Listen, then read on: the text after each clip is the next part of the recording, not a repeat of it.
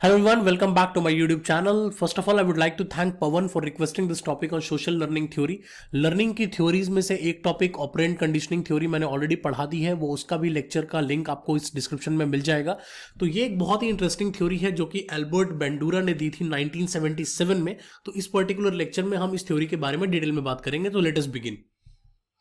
सबसे पहले चीजें कहां से शुरू हुई उसके बारे में थोड़ा सा बात करते हैं। सबसे पहले जो बिहेवियरल मॉडल जिसको हम पहले से पढ़ते रहे हैं, चाहे क्लासिकल कंडीशनिंग थ्योरी थी, चाहे हम ऑपरेंट कंडीशनिंग थ्योरी पढ़ रहे थे, तो वो बिहेवियरल मॉडल के ऊपर बेस्ड थी। वहां पर क्या होता था कि आप एक स्टिमुलस दिखाते थे और स्टिमुलस के बेसिस पर एक रिस्पॉन्स निकल कर आता था और उसके बीच में एक ब्लैक बॉक्स था जिसको मेंटल प्रोसेस की तरह से कहते थे कि भाई अंदर जो स्टिमुलस हम देख रहे हैं और जो हम बिहेवियर कर रहे हैं, जो रिस्पॉन्स हम दे रहे हैं, उसके बीच में कुछ ना कुछ मेंटल प्रोसेसिंग होती है, लेकिन वो ब्लैक बॉक्स की तरह है जिसको आप स्टडी नहीं कर सकते।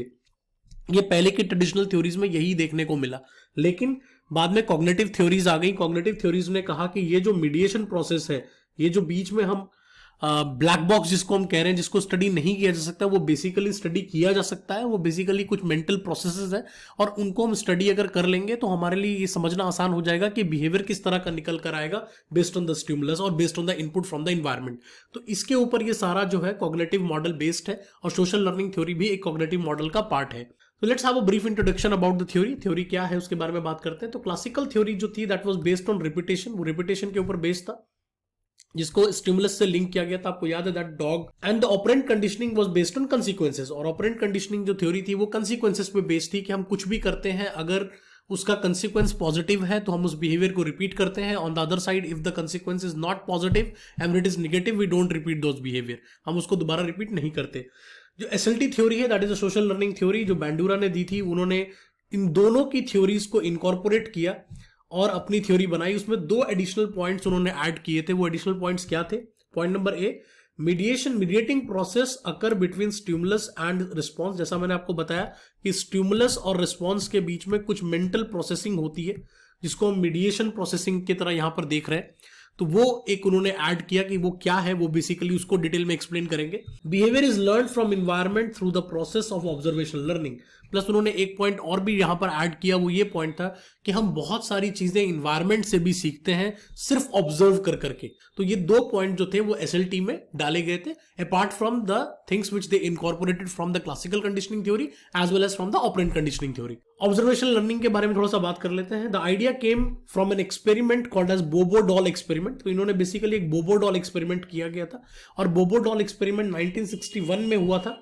तो उन्होंने किया क्या था, उन्होंने चिल्ड्रन के लर्निंग बिहेवियर या लर्निंग प्रोसेस को एनालाइज किया था। They analyse the complete learning process of children, कि बच्चे कैसे सीखते हैं, उसके बारे में बात करते हैं। Children observe the people around them and behave in various ways. तो लोग, बच्चे क्या करते हैं कि अपने आसपास जो भी उनके लोग होते हैं उनको वो ऑब्जर्व करते हैं, उसी हिसाब से वो बिहेव भी करते हैं। तो उन्होंने कहा individuals that are observed are called as models. तो उन्होंने कहा कि जिनको वो ऑब्जर्व करते हैं उनको इस एक्सपेरिमेंट में मॉडल्स का नाम दिया गया था, कि वो बेसिकली मॉडल्स को ऑब्जर्व करते हैं, based on that they act. In society children are surrounded by many influential models such as parents, such as family members, such as characters or TV or their friends or their peer group, teachers। तो basically अगर आप एक छोटे बच्चे को देखें, उसके आसपास जितने भी लोग हैं, चाहे वो अपने पेरेंट्स के साथ रह रहा है, वो अपने दोस्तों के साथ खेल रहा है, वो अपने टीचर्स के साथ रह रहा है, वो टीवी देख रहा है, तो टीवी में से कई चीजों से वो चीजों को सीख सकता है।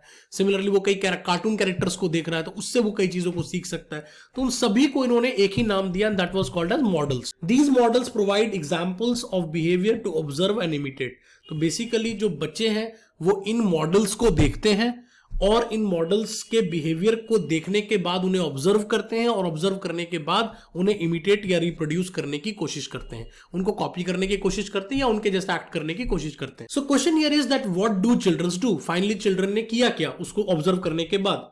सबसे पहले दे पे अटेंशन। जब सबसे पहला स्टेप होता है कि वो किसी भी चीज को देखकर वो अटेंशन पे करते हैं, एंड देन जो भी बिहेवियर वो देख रहे होते हैं उसको वो अपने माइंड में कहीं ना कहीं इनकोड कर लेते हैं। The behaviour gets encoded in the mind of the children and then they try to imitate, या तो वो सेम कॉपी कर देते हैं या दे ट्राई टू रिप्रोड्यूस और आइडेंटिफाई। मतलब या तो वो उसको सेम कॉपी कर देंगे, जैसा वो बिहेवियर हो रहा था वैसा ही सेम कॉपी देखने को मिलेगा, या फिर आपको ये भी देखने को मिल सकता है कि वो कुछ अडॉप्ट करते हुए नजर आएंगे, कुछ अडेप्टेशन होगी not just the कॉपिंग part but the adaptation part. इसके अलावा whom do they imitate? Obviously वो मॉडल्स को तो इमिटेट करते ही करते हैं, बट इसमें भी मॉडल्स में भी कुछ कैटेगरीज हैं, उसके बारे में बात कर लेते हैं। तो सबसे पहले दोज हु आर सिमिलर और दे हैव सेम जेंडर। तो बेसिकली जो उनको उनके जैसा लगता है, उनके जैसा सिमिलर कैरेक्टर उन्हें लगता है, सिमिलर मॉडल लगता है, तो वो उनको कॉपी करने की कोशिश करते हैं, या जिनका जेंडर सेम है उनको कॉपी करने की कोशिश करते हैं। Second, based on the reinforcement, कि किस तरह का रीइंफोर्समेंट मिल रहा है। रीइंफोर्समेंट का यहां क्या मतलब है मैं समझाता हूं। फॉर एग्जाम्पल कि उन्होंने कोई बिहेवियर देखा और उन्होंने उसको एक्ट किया। अब उनके जो पेरेंट्स थे उन्होंने उस बिहेवियर को पसंद नहीं किया और उन्होंने उस एक्ट को देखते ही उन्हें पनिशमेंट दी। तो जैसे ही उन्हें पनिशमेंट मिली, उन्हें समझ में आ गया कि ये बिहेवियर हमें रिपीट नहीं करना। अब ये जो पूरा पार्ट है ये कहां से आ रहा है? ये ऑपरेंट कंडीशनिंग से आ रहा है। और अगर उन्हें उस चीज का पॉजिटिव मिला, मान लो उन्होंने कोई पोएम सुनाया, कुछ भी किया जिसको कि पेरेंट्स ने काफी एडमायर किया और उन्हें उसके बदले में कुछ तारीफ मिली, तो उससे वो बच्चे काफी खुश हो जाते हैं और उसके बाद वो बिहेवियर को रीइंफोर्स करते हैं, बार बार रिपीट करते हैं। तीसरी चीज, they observe consequence on other people also. वो इसके अलावा सिर्फ अपने ऊपर ही ऑब्जर्व नहीं करते, वो अपने आसपास के लोगों पर भी क्या बीत रही है उसको भी ऑब्जर्व करते हैं। फॉर एग्जाम्पल, एक घर में 2 बच्चे हैं लेट अस सपोज, और बड़े वाले बच्चा कोई बिहेवियर करता है और उसके बेस पर उसको पनिशमेंट मिलती है, तो उससे भी छोटे बच्चे को सीख मिल जाती है कि ये काम हमें भी नहीं करना, बिकॉज इसका कंसिक्वेंस उतना बेहतर निकल कर नहीं आ रहा है। तो इस तरह से बॉबी डॉल एक्सपेरिमेंट जो था इन चीजों के ऊपर based. Let's talk about the mediation process. जैसा कि हमने बात की थी कि इस मॉडल के बीच में जो मीडिएशन प्रोसेस होता है, जो मेंटल प्रोसेसिंग होती है, उसमें क्या क्या होता है उसके बारे में बात करते हैं। सबसे पहले SLT is often described as a bridge between the traditional learning theory and the cognitive approach। जैसा मैंने आपको इनिशियली इस लेक्चर में बताया था कि ये बेसिकली एक ब्रिज की तरह काम करता है, because it focuses on how mental factors are involve in to learning. हमने कहा स्टिमुलस होता है, स्टिमुलस से रिस्पॉन्स होता है। ट्रेडिशनल लर्निंग ये कहती थी बीच में कुछ ब्लैक बॉक्स है जिसको हम स्टडी नहीं कर सकते। ऑन द अदर साइड जो मीडिएशन प्रोसेस है वो ये बोलता था, मेंटल प्रोसेसिंग क्या बोलती है कि एक स्टिमुलस है, उसके बीच में कुछ मेंटल प्रोसेसिंग है, और फिर मेंटल प्रोसेसिंग के बाद वो रिस्पॉन्स होता है। तो सोशल लर्निंग थ्योरी ने इस मेंटल प्रोसेसिंग को डिकोड करने की कोशिश की। Bandura 1977 believe that humans are active information processors and they think about the relationship between behaviour and its consequences.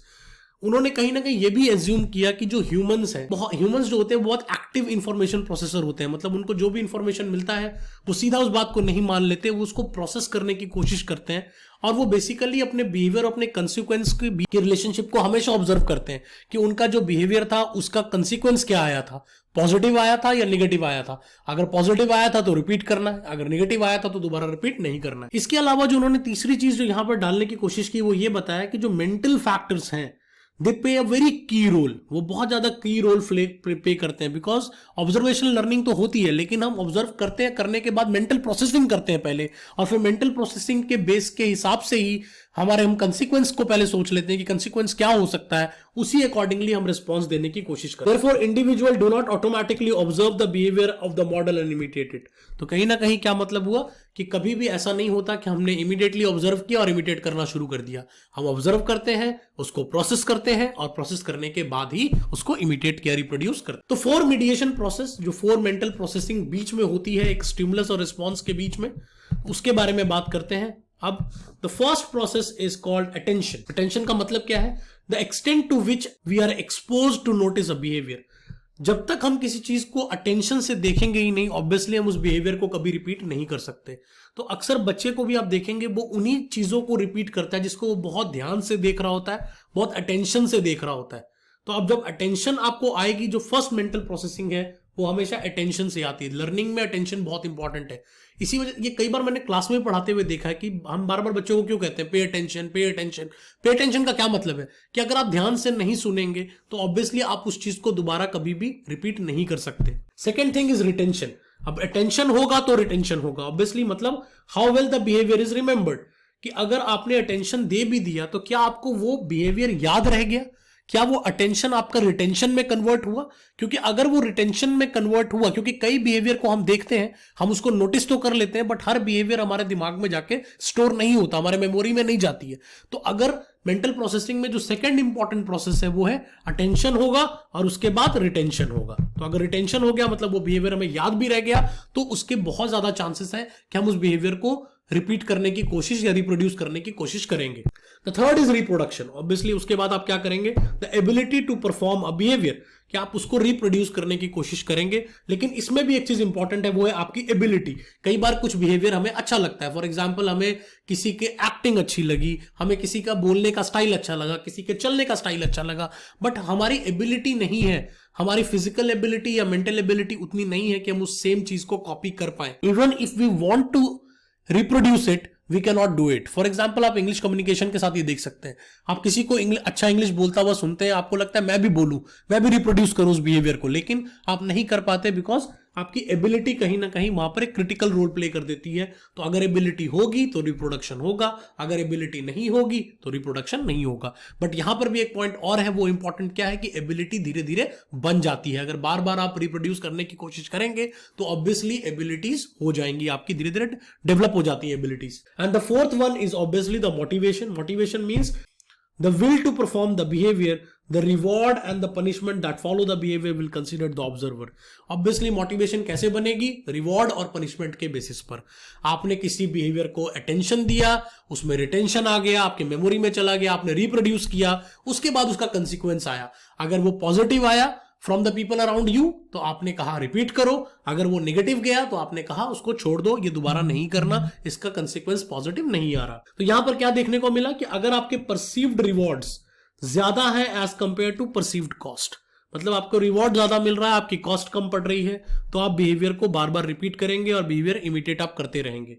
And if your perceived reward is less than cost, आपकी cost ज्यादा लग रही है और आपको रिवॉर्ड कम मिल रहा है, तो आप उस बिहेवियर को रिपीट नहीं करेंगे। एक एग्जांपल से इसको समझने की कोशिश करते हैं, बड़ी सिंपल सा example. Let's take an example of a TV commercial और एडवर्टीजमेंट। बहुत सारी एडवर्टीजमेंट हमारे पास आती है जिसमें दिखाया जाता है कि कोई बेवरेज पीते ही या कोई भी पर्टिकुलर हेयर शैम्पू लगाते ही आप बहुत पॉपुलर हो जाएंगे और आपको बहुत ज्यादा एडमायरेशन मिलेगी, आप बहुत अट्रैक्टिव लगेंगे। तो इस तरह के काफी सारे एग्जाम्पल्स ऑलरेडी हम टेलीविजन पे देख सकते हैं। बहुत सारे कमर्शियल्स इस तरह के आते हैं जो लोगों को इस तरह से मिसलीड करने की कोशिश करते हैं कि इस प्रोडक्ट को यूज करते ही लड़कियां आपके पीछे भागने लग जाएंगी, इस प्रोडक्ट को यूज करते ही आप बहुत पॉपुलर हो जाएंगे। बट यहाँ पे क्या इंपॉर्टेंट है, ऑब्वियसली प्रोडक्ट क्या है, स्टिमुलस, और रिस्पॉन्स क्या होगा, या तो आप उसको बाय करेंगे या तो आप बाय नहीं करेंगे। So that is the response. लेकिन इसके बीच में मेंटल प्रोसेसिंग भी होगी। मेंटल प्रोसेसिंग का क्या मतलब है, आप ये देखेंगे कि मेरा अटेंशन है उस प्रोडक्ट के लिए, मेरी रिटेंशन है उस प्रोडक्ट के लिए, क्या मुझे मोटिवेशन है उस प्रोडक्ट को बाय करने के लिए। अगर ये सारी चीजें नहीं है तो ऑब्वियसली मैं उस प्रोडक्ट को कभी बाय नहीं करूंगा, क्योंकि मैं ये भी प्रोसेस करूंगा कि क्या वो जो कंपनी कह रही है या जो बता रही है क्या वो सही है या गलत है। And on the other side कुछ लोग उसको बाय नहीं करेंगे buy saying that how they are making us foolish, वो किस तरह से हमें बेवकूफ बना रहे हैं, वो आप प्रोसेसिंग के बाद में उसका कंसिक्वेंस निकाल लेंगे। तो इसी वजह से आप यहां पे देख सकते हैं कि हो क्या रहा है, कंसिक्वेंस और रिवॉर्ड, वो दोनों चीज को आप कहीं ना कहीं इक्वेट करके देख रहे हैं कि मुझे क्या मिल रहा है उसके बदले में। ऑब्वियसली कोई भी मॉडल क्रिटिसिज्म से परे नहीं है, तो यहां पर भी बहुत सारे क्रिटिसिज्म देखने को मिले, बट मैं टॉप 3 क्रिटिसिज्म के बारे में बात करूंगा। The first criticism was that it can explain complex behavior but it cannot adequately account for how we develop our thoughts and feelings। तो आपने कहीं ना कहीं कॉम्प्लेक्स बिहेवियर के बारे में तो बात कर दी, आपने कहा कि मेंटल प्रोसेसिंग होती है तो उससे कॉम्प्लेक्स बिहेवियर बनता है, बट आप थॉट्स और फीलिंग्स कैसे फ्रेम डाउन होते हैं उसके बारे में कुछ भी ये मॉडल नहीं बता पाया। This was the first criticism. The second was the model does not explain how we can learn from our social experiences. बहुत सारी लर्निंग हमारे सोशल एक्सपीरियंसेस से भी होती है, उसके बारे में इस मॉडल में कुछ नहीं बताया। बेसिकली बंडूरा ने 1986 में इस मॉडल को दोबारा रिपीट किया था और उसके बाद इसका नाम चेंज करके सोशल लर्निंग थ्योरी से सोशल कोग्निटिव थ्योरी बनाई है, जिसमें आपने सोशल एक्सपीरियंसेस को भी इंक्लूड किया था, जो 1986 में आया इस मॉडल के ऑलमोस्ट 9 सालों के बाद। Some criticism of social learning theory arise from their commitment to the environment as the chief influencer of the behaviour. कहीं ना कहीं ये मॉडल पूरी तरह से इन्वायरमेंटल बेस्ड है कि आप इन्वायरमेंट में चीजों को ऑब्जर्व करते हो और उसको देखकर कहीं ना कहीं इमिटेट करते हो। तो ये उतना ये एक्सटर्नल इन्वायरमेंट पे ज्यादा फोकस करता है rather than what is going internally into your mind, उसके बारे में इतना ज्यादा डिटेल में बात नहीं करता। These are the top 3 criticism of this model. I hope you understood this lecture. Thanks for watching. Will be meeting in the next session very soon. अगर आपको और कोई भी लेक्चर मेरी तरफ से चाहिए तो कमेंट सेक्शन में मुझे जरूर बताना, या मेरी ईमेल आईडी इसी लेक्चर के स्टार्टिंग में दी हुई थी, आप वहां से ईमेल आईडी पर भी मेरे मेल कर सकते हैं। Do subscribe to my channel and hit the notification button so that you can get the notification again and again. So we'll be meeting in the next lecture very soon.